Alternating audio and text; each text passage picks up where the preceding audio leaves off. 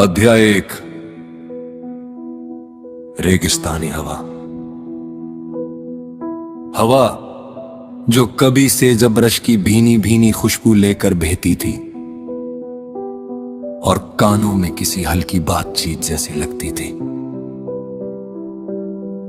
अब एक अनजान बेजान इलाके पर किसी भूतों की चीख की तरह गूंज रही थी। जहां लास वेगस स्ट्रीप की चमक को शाम के आसमान को चीरते हुए दिखाई देना चाहिए था, वहां अब केवल एक झिलमिलाता घना कोहरा छाया हुआ था। मशहूर होटल, हलचल भरे कैसीनो और सड़कों के काले डामर के टुकड़े, सब कुछ गायब था। एक ऐसी अजीबोगरीब घटना ने शहर को निगल लिया था जो किसी भी तर्क से परे थी। लास वेगस सचमुच समय की धराहों में खो गया था। पृथ्वी के दूसरी ओर भारत के जालना में एक व्यवस्थित कार्यशाला में मयूर अपनी ही छोटी सी दुनिया में खोया हुआ था। उसे उस अर्थनीय वैश्विक अराजकता का रत्ती भर भी अंदाजा नहीं था जो बाहर मच चुकी थी। वो वैज्ञानिक जो आमतौर पर सर्किट बोर्ड और मैक्रो कंट्रोलर में उलझा रहता था, आज मिट्टी के रंग बिरंगे ढेलों में मगन था। इसका कारण भी बड़ा प्यारा था। उसका 5 साल का बेटा वैभव जिद पर अड़ा था कि उसे एक उड़ने वाली कार चाहिए, और मयूर एक प्रतिभाशाली लेकिन भुलक्कड़ भौतिक विज्ञानी इस मांग को पूरा करने में जी जान से जुटा था। पापा, इसे सिर्फ तैरना नहीं चाहिए, इसे वूश वूश करके उड़ना चाहिए। वैभव ने अपनी अधूरी कार की ओर नन्ही उंगली से इशारा करते हुए जोर दिया। मयूर ने अपना चश्मा ठीक करते हुए मुस्कुराकर कहा, ये उड़ेगी मेरे नन्हे वैज्ञानिक, लेकिन उस वूश के लिए हमें एक बहुत खास तरह के जादू की जरूरत होगी।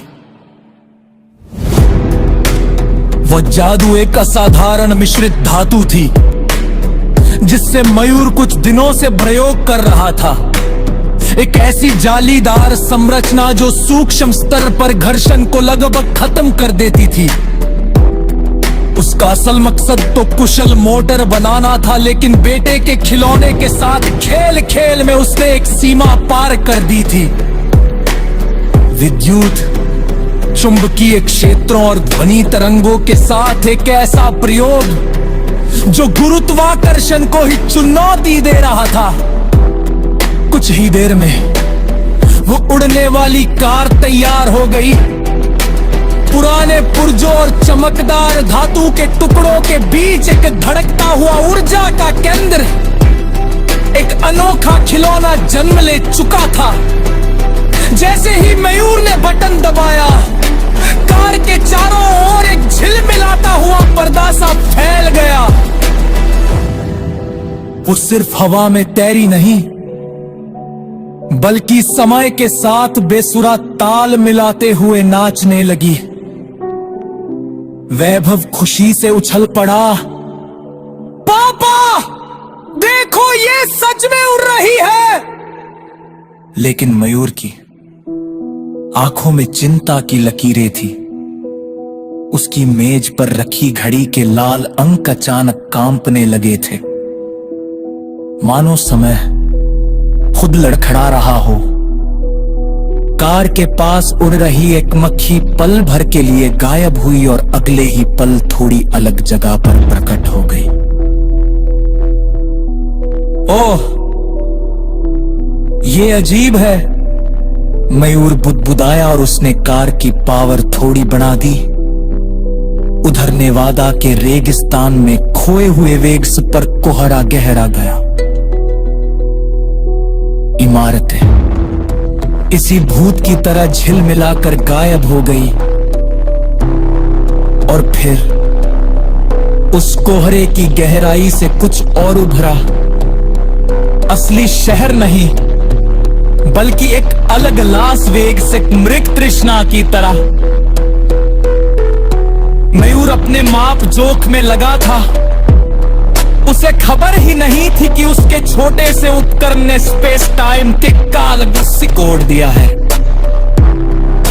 ये कोई खोज नहीं, बल्कि एक आपदा थी, और ये सब एक बच्चे के खिलौने के कारण हुआ था। अगली सुबह खबरों की बाढ़ आ गई। लास वेगास गायब, नेवादा में समय का विरूपण। सैटेलाइट तस्वीरों में अब खाली रेगिस्तान नहीं, बल्कि एक अलग शहर की धुंधली झलक दिख रही थी। मयूर ने चाय की चुस्की लेते हुए स्क्रीन देखी और सिहर उठा। उसके प्रयोग ने न केवल वेगास को गायब किया था, बल्कि एक समानांतर समय ने था का दरवाजा खोल दिया था। उस तामाजी से जो शहर उखड़ा, वो पाखुलित नहीं था।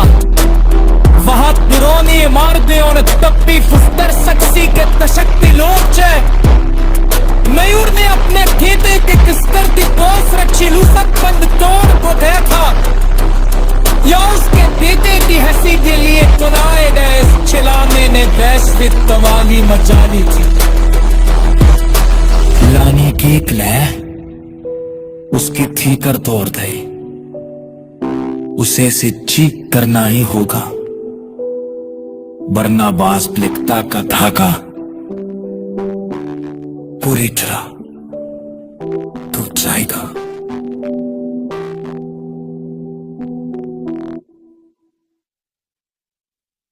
Chapter 2, Registan Kasaya.